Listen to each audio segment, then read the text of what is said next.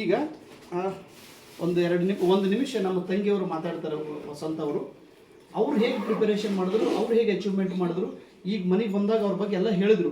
ಅಣ್ಣ ನಾನು ಅವ್ರು ಗಾಬರಾಸಿದ್ದೆ. ನಾನು ಅವರು ಬಡದಾಡೋದು ನೋಡಿ, ಅಮ್ಮ ಎಲ್ಲರಿಗೂ ಬಿದ್ದು ಓಡಾಡಬೇಡ ತಂಗಿ, ಬಂದ ತಕ್ಷಣ ನೀರು ತಂದು ಕೊಟ್ಟರು, ಆಮೇಲೆ ಹಣ್ಣು ಹಂಪಲ ತಂದು ಕೊಟ್ಟರು. ಇಲ್ರಿ ಸರ್ ತಿನ್ರಿ, ಅತಿಥಿ ದೇವೋಭವ ಅನ್ನೋ ಭಾವನೆಯನ್ನು ಅವ್ರು ವ್ಯಕ್ತ ಮಾಡಿದ್ರು. ಮನೆಗಿಂತ ಹೆಚ್ಚು ನನಗೆ ಇಲ್ಲಿ ಪ್ರೀತಿ ಗೌರವ ಸಿಕ್ತು. ಹೀಗಾಗಿ ನಾನು ಉಸಿರಿರುವವರೆಗೆ ನೀ ನನ್ನ ತಂಗಿ, ನೀ ನನ್ನ ಬ್ರದರ್, ನನಗೆ ತಿಳಿದಷ್ಟು ನಾವು ನಿಮ್ಗೆ ಹೆಲ್ಪ್ ಮಾಡೋಣ, ನೀವು ನನಗೆ ಹೆಲ್ಪ್ ಮಾಡಿರಿ, ಒಬ್ರಿಗೊಬ್ರು ಸಹಾಯ ಮಾಡ್ಕೊಂತ ಬೆಳೆಯೋಣ. ತಂಗಿ ಮಾಡಿದಂಥ ಸಾಧನೆ ಅವ್ರ ಕಡೆಯಿಂದ ಒಂದೆರಡು ಮಾತನ್ನು ನೀವು ಕೇಳಿ. ಎಲ್ರಿಗೂ ನಮಸ್ಕಾರ. ನನಗೆ ಇವತ್ತು ಏನು ಮಾತಾಡಬೇಕು ಅಂತ ತಿಳಿತಿಲ್ಲ. ಭಾಳ ತುಂಬ ಅಂದರೆ ತುಂಬ ಖುಷಿ ಆಯಿತು. ಇವತ್ತು ನನ್ನ ಮಹತ್ವದ ದಿನ ಅಂತ ಹೇಳ್ತೀನಿ. ಯಾಕಂತಂದ್ರೆ DGK ಸರ್ ಅವರು, ದಾನಯ್ಯ ಸರ್ ಅವರು ತಮ್ಮ ಪರಿವಾರದೊಂದಿಗೆ ಅಷ್ಟು 358 ಕಿಲೋಮೀಟರ್ ಅದ. ನಾನು ನಿನ್ನ ಗೂಗಲ್ ಮ್ಯಾಪಲ್ಲಿ ನೋಡ್ತಾ ಇದ್ದೆ ಎಷ್ಟು ದೂರ ಅದ, ಏನು ಕತೆ, ಪಾಪ ಅವ್ರು ಹೆಂಗೆ ಬರ್ತಾರೆ ಏನು ಅಂತ ಎಲ್ಲ ಯೋಚನೆ ಮಾಡ್ತಿದ್ದೆ. 358 ಕಿಲೋಮೀಟರ್ ತೋರಿಸ್ತದೆ ಹುಬ್ಳಿ ಬಿಟ್ಟು, ನಮ್ಮೂರು ಬಿಟ್ಟು ಅಲ್ಲಿವರೆಗೂ ತೋರಿಸ್ತದೆ.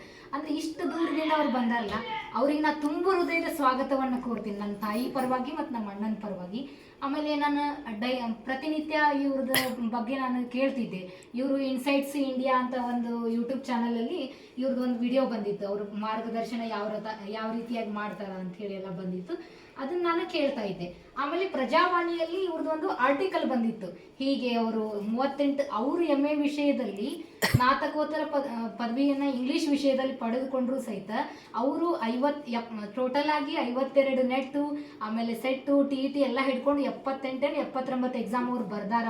ಇಷ್ಟೆಲ್ಲ ಸಾಧನೆ ಮಾಡ್ಯಾರ, ವರ್ಲ್ಡ್ ರೆಕಾರ್ಡ್ ಆಗೈತೆ ಅವ್ರದ್ದು ಅಂತ ಕೇಳಿ ನನಗೆ ಭಾಳ ಖುಷಿ ಆಗಿತ್ತು.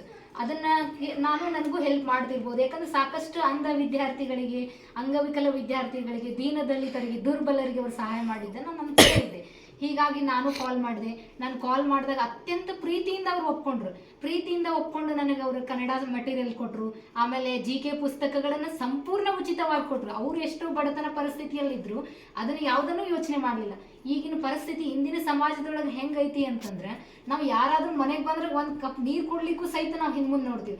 ಅಂಥ ಒಂದು ಪರಿಸ್ಥಿತಿ ಒಳಗೆ ಅವರು 1200 ರೂಪಾಯಿ ಪುಸ್ತಕಗಳನ್ನು ನನಗೆ ಉಚಿತವಾಗಿ ಕೊಟ್ಟರು. ಆಮೇಲೆ ಮಾರ್ಗದರ್ಶನ ಮಾಡಿದರು. ನಾನು ಈ ಥರ ಎಲ್ಲ ಓದಿದೆ.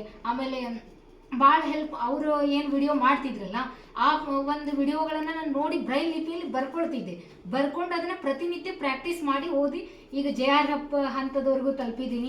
ಆಮೇಲೆ KSET ಒಳಗೆ 2nd ರ್ಯಾಂಕ್ ಬಂದಿದ್ದೀನಿ. ಅದಕ್ಕೆ ಅವರ ಕಾರಣ, ಅವರ ಪ್ರೀತಿ, ವಾತ್ಸಲ್ಯ, ಸ್ನೇಹ, ಮಮಕಾರ ಮತ್ತು ಪ್ರೋತ್ಸಾಹ ಇದೇ ರೀತಿ ಇರಲಿ. ಅವರ ಕುಟುಂಬ ವರ್ಗದವರು ಸಂಗೀತಾ ಮೇಡಮ್ ಮತ್ತು ಅವ್ರ ಅಜ್ಜ ಅವರೆಲ್ಲ ಬಂದಿದ್ದಾರೆ. ಅವ್ರಿಗೆ ನಾನು ಈ ಮೂಲಕ ಏನು ತಿಳಿಸ್ತೀನಿ ಅಂದರೆ, ತುಂಬ ಹೃದಯದ ವಂದನೆಗಳನ್ನು ತಿಳಿಸ್ತೀನಿ. ಇಷ್ಟು ಹೇಳಿ ನನ್ನ ಮಾತು ಮುಗಿಸ್ತೀನಿ. ಇದಕ್ಕಿಂತ ಬಿಫೋರ್ ಒಂದು ಮಾತು ಹೇಳೋದಂದ್ರೆ, ಎಲ್ಲ ವಿದ್ಯಾರ್ಥಿಗಳು ಓದ್ರಿ, ಚೆನ್ನಾಗಿ ಓದ್ರಿ. ನನಗಿದಾಗಲ್ಲ, ನನಗಿದು ಸಾಧ್ಯ ಇಲ್ಲ, ಈ ಥರ ಯೋಚನೆ ಮಾಡಬೇಡ್ರಿ. ಇಂದಿಲ್ಲ ನಾಳೆ ಆಗೇ ಆಗುತ್ತೆ. ಸತತ ಒಂದು 4-5 ತಿಂಗಳು ಪ್ರಯತ್ನ ಮಾಡಿದ್ರೆ ಆಗೇ ಆಗುತ್ತೆ. ನೀವು ಕೂಡ ಓದಿ ಉತ್ತಮ ರ್ಯಾಂಕ್ ಪಡ್ಕೊಂಡು JRF ಮಾಡ್ಕೊಡ್ರಿ, ಸೆಟ್ ಮಾಡ್ಕೊಡ್ರಿ, ಅಸಿಸ್ಟೆಂಟ್ ಪ್ರೊಫೆಸರ್ ಎಕ್ಸಾಮ್ ಪಾಸ್ ಮಾಡ್ಕೊಡ್ರಿ ಅಂತ ಹೇಳ್ತಾ, ನಿಮ್ಮ ಜೀವನಕ್ಕೂ ಒಳ್ಳೆಯದಾಗಲಿ, ನಿಮ್ಮ ಭವಿಷ್ಯ ಉಜ್ವಲವಾಗಿ ಸಾಗಲಿ. ನಿಮ್ಮ ಎಲ್ಲ ವಿದ್ಯಾರ್ಥಿಗಳಿಗೆ, ವಿದ್ಯಾರ್ಥಿನಿಯರಿಗೆ ಆಲ್ ದ ಬೆಸ್ಟ್ ಅಂತ ಹೇಳ್ತಾ ನಾನು ಕೊನೆಯದಾಗಿ ನನ್ನ ಮಾತನ್ನು ಮುಗಿಸ್ತೀನಿ. ಧನ್ಯವಾದ. ಓಕೆ ಅಮ್ಮ. ಈಗ ಯಲ್ಲಪ್ಪ ಅವ್ರ ಅಣ್ಣ ಕೂಡ ಒಂದು 2 ಪ್ರೇರಣೆ ಮಾತುಗಳನ್ನು ನಿಮ್ಗೆ ಹೇಳ್ತಿರ್ತಾರೆ.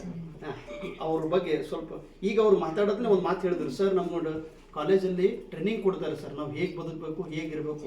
ಒಂದು 60% ನಾವು ಇಂಡಿಪೆಂಡೆಂಟ್ ಆಗಿ ಬದುಕ್ತೀವಿ. ಆದರೆ 40% ಪಬ್ಲಿಕ್ ಕಡೆಯಿಂದ ನಮಗೆ ಸ್ವಲ್ಪ ಹೆಲ್ಪ್ ಬೇಕಾಗುತ್ತೆ. ಹೀಗಾಗಿ ನಾವು ಬದುಕಲಿಕ್ಕೆ ಸಾಧ್ಯ ಆಯ್ತು ಸರ್. ಇವಾಗ ನಾನು ಒಬ್ಬನೇ ಇಡೀ ಇಂಡಿಯಾ ತುಂಬ ನನಗೆ ಒಂದು ಎಬಿಲಿಟಿ ಇದೆ ಅಂತ ಹೇಳಿದ್ರು. ನಾನಂದೆ ಹಾಗೆ ಆಗಿರಿ ಸರ್. ಇಲ್ಲ ಸರ್, ಆ ರೀತಿ ನಮಗೆ ಟ್ರೈನಿಂಗ್ ಕೊಟ್ಟಿರ್ತಾರೆ ರೀ. ಆದರೆ ಯಾರೋ ಒಬ್ಬರು ಇಂಗ್ಲೆಂಡ್ದು ಒಬ್ಬರು ಸೈಕಾಲಜಿಸ್ಟ್ ಒಂದು ಮಾತನ್ನು ಹೇಳಿದರು. ಆ ಮಾತು ಇವಾಗ ನನಗೆ ಹೇಳಿದರು, ಸರ್, ಪ್ರಪಂಚದೊಳಗೆ ಬ್ಲೈಂಡ್ ಇರೋರು ಬರೀ 3 ಕೆಲಸ ಮಾಡ್ಲಿಕ್ಕೆ ಆಗಂಗಿಲ್ಲ, ಉಳಿದಿದ್ದು ಎಲ್ಲ ಕೆಲಸ ಮಾಡ್ತೀವಿ ಅಂತೇಳಿ. ಆ ಮಾತು ಕೇಳಿ ನನಗೆ ಭಾಳ ಆಶ್ಚರ್ಯ ಮತ್ತು ಅಭಿಮಾನ ಅನ್ನಿಸ್ತು. ಎಷ್ಟು ಈ ಹುಡುಗ ತಿಳ್ಕೊಂಡನ ಅಂತೇಳಿ. ಬಂದ ತಕ್ಷಣ ಲವಲವಿಕೆಯಿಂದ ಅವರು ಮಾತಾಡಿದರು. ಮತ್ತು ಅವ್ರು ಹೇಳಿದ್ರು, ಇಲ್ಲ ಸರ್, ನಾನು only I am doing focusing on competitive ಎಕ್ಸಾಮಲ್ಲಿ ನಾನು ಫೋಕಸ್ ಮಾಡೀನಿ ಅಂತ ಹೇಳಿದರು. ಅವ್ರ ಬಗ್ಗೆ ಒಂದು 2 ಮಾತನ್ನು ಕೇಳ್ರಿ. ಯಾಕೆ ಕೇಳ್ರಿ ಅನ್ನೋದು ಉದ್ದೇಶಕ್ಕೂ ಅನ್ನೋದ್ರಿ, ಇನ್ನು ಮುಂದೆ ಎಂದೂ ನೀವು ನೆಗೆಟಿವ್ ಆಲೋಚನೆ ಮಾಡಬಾರ್ದು. ಅವ್ರು ಹೇಳಿದ್ರು, ಅವ್ರು ಏನು ಹೇಳಿದ್ರೆ ಅವ್ರ ಬಾಯಿಂದನೇ ಆ ಮಾತನ್ನು ಕೇಳಿ. ಓಕೆ ಎಲ್ಲಪ್ಪ, ನೀವು ಒಂದು 2 ಮಾತು ಯುವಕರಿಗೆ, ಈ ಕಾಂಪಿಟೇಟಿವ್ ಎಕ್ಸಾಮ್ ಪ್ರಿಪೇರ್ ಮಾಡುವಂಥ ಯುವಕರಿಗೆ, ಅವ್ರು ಏನು ಮಾಡ್ತಾರೆ, ಸಡನ್ಲಾಗಿ ನಮಗೆ ಅಚೀವ್ಮೆಂಟ್ ಮಾಡಬೇಕು, ಸಡನ್ಲಾಗಿ ನನಗೆ ಯಶಸ್ಸು ಸಿಗಬೇಕು, ಹಿಂಗೆ ತಿಳ್ಕೊತಾರೆ ಎಲ್ಲರಿಗೂ. ಬೇಗನೆ ಸಿಗಬೇಕು ಅಂದ್ರೆ ಅದಕ್ಕೆ ಪರಿಶ್ರಮ ಬೇಕು, ಅದಕ್ಕೆ ಓದಬೇಕು, ಅದಕ್ಕೆ ಕಾಂಪಿಟೇಷನ್ ಐತಿ. ಇವಾಗ ನೀವು ಅಂದ್ರಿ ಇಡೀ ಕರ್ನಾಟಕದೊಳಗೆ 5 ಲಕ್ಷ ಜನ ಬ್ಲೈಂಡ್ಸ್ ಅದಾರ ಅಂದ್ರೆ ಎಲ್ಲ ಸಮಾಜದೊಳಗೆ, ಎಲ್ಲ ಕ್ಷೇತ್ರದೊಳಗೆ, ಎಲ್ಲ ಒಂದು ಇದರಲ್ಲಿ ಕಾಂಪಿಟೇಷನ್ ಐತಿ.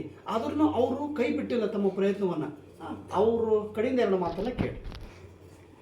ಎಲ್ಲ DGK ಸರ್ ಯೂಟ್ಯೂಬ್ ಶ್ರೋತೃಗಳಿಗೆ ಸ್ವಾಗತ. ಆದರೆ ಎಲ್ಲರಲ್ಲೂ ಒಂದು ದೋಷ ಇದ್ದೇ ಇರುತ್ತೆ, ನಮಗೆ ಅದಿಲ್ಲ ಇದಿಲ್ಲ ಅಂತ. ಬಟ್ ಅದನ್ನ ಆ ಸಮಸ್ಯೆಯನ್ನು ಇಟ್ಕೊಂಡು ಯಾವುದೇ ಕಾರಣಕ್ಕೂ ಎದೆಗೊಳ್ಳಬೇಡಿ. ಯಾಕಂದರೆ ಪ್ರತಿಯೊಬ್ಬರಲ್ಲೂ ಒಂದು ದೋಷ ಇದ್ದೇ ಇರುತ್ತೆ.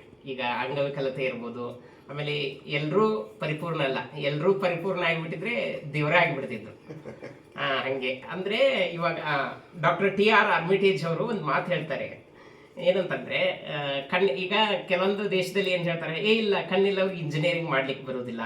ಸೊ ನಮ್ಮ ದೇಶದಲ್ಲಿ ಹೇಳ್ತಾರೆ ಎಷ್ಟೋ ಜನ ಇಂಜಿನಿಯರಿಂಗ್ ಬರೋದಿಲ್ಲ. ಅವಾಗ ಅವರು ಒಬ್ಬರು ಸೈಕಾಲಜಿಸ್ಟ್ ಡಾಕ್ಟರ್ TR ಆರ್ಮಿಟೇಜ್ ಅಂತ Jean Roblin national institute for the blind ಅಲ್ಲಿ ಒಂದು ಪ್ರಬಂಧ ಮಂಡಿಸ್ತಾರೆ ಅವರು ಸೈಕಾಲಜಿ ಬಗ್ಗೆ, ಅಂಗವಿಕಲರ ಬಗ್ಗೆ.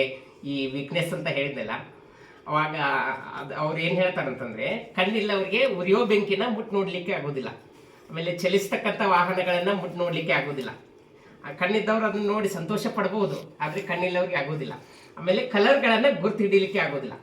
ಇದು 3 ಕೆಲಸ ಬಿಟ್ಟರೆ ಕಣ್ಣಿಲ್ಲವ್ರು ಯಾವ ಕೆಲಸವನ್ನು ಆದರೂ ಮಾಡ್ಬೋದು ಅಂತ ಹೇಳ್ತಾರೆ.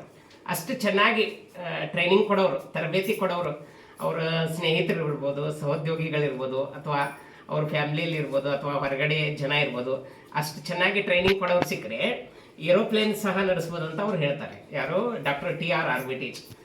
ಅದು ಸಾಧ್ಯನೂ ಕೂಡ. ಯಾಕಂದರೆ ಡಾಕ್ಟರ್ ಹೆಲೆನ್ ಕೆಲ್ಲರ್ ಅವರು ಕಣ್ಣು ಕಿವಿ ಬಾಯಿ ಇರಲಿಲ್ಲ, ಏನೆಲ್ಲ ಸಾಧನೆ ಮಾಡಿದರು. ಆಮೇಲೆ ಲೂಯಿ ಬ್ರೈಲ್ ಕಂಡು ಹಿಡಿದ್ರು. ಆಮೇಲೆ ಲೂಯಿ ಬ್ರೈಲ್ ಕಂಡು ಹಿಡೋಕ್ಕಿಂತ ಬಿಫೋರ್ದಲ್ಲಿ ಯಾವುದೇ ರೀಡಿಂಗ್ ಮಟೀರಿಯಲ್ಸ್ ಇರಲಿಲ್ಲ ಕಣ್ಣಿಲ್ಲವ್ರಿಗೆ. ಅವರು ಕಂಡಿಡಿದು ಜಗತ್ತಿಗೆ ಮಾದರಿ ಆದರು, ಫ್ರಾನ್ಸ್ ದೇಶದವರು. ಸೊ ಆಮೇಲೆ DGK ಸರ್ ಅವರು ಯೂಟ್ಯೂಬ್ ಚಾನಲ್ ನಾನು ಕೇಳ್ತಾ ಇರ್ತೀನಿ, ಒಳ್ಳೆ ವಿಷಯಗಳನ್ನು ಮಂಡಿಸ್ತಾ ಇರ್ತಾರೆ. ನನಗೂ ಬಹಳ ಖುಷಿ ಆಗುತ್ತೆ. ಯಾಕಂದರೆ ಇನ್ಸ್ಪಿರೇಷನ್ ಅವರಿಂದನೂ ಸಾಕಷ್ಟು ನಾನು ಕಲ್ತಿದ್ದೀನಿ ಅಂತ ಹೇಳ್ಬೋದು. ಆಮೇಲೆ ಸ್ವತಃ ನಮ್ಮ ಊರಿಗೆ ಅವರು ಬಂದಿದ್ದಾರೆ, ನಮ್ಮ ಸಾಧನೆಯನ್ನು ಗುರುತಿಸಿ. ಅವ್ರ ಫ್ಯಾಮಿಲಿಯವ್ರಿಗೂ ಎಲ್ಲರಿಗೂ ತುಂಬ ಹೃದಯದ ಧನ್ಯವಾದಗಳು. Okay sir, thank you so much. ಇಲ್ಲಿ ತನಕ ಕೇಳಿದ್ರಲ್ಲ ಇವರ ಒಂದು ಸ್ಫೂರ್ತಿದಾಯಕ ಮಾತು.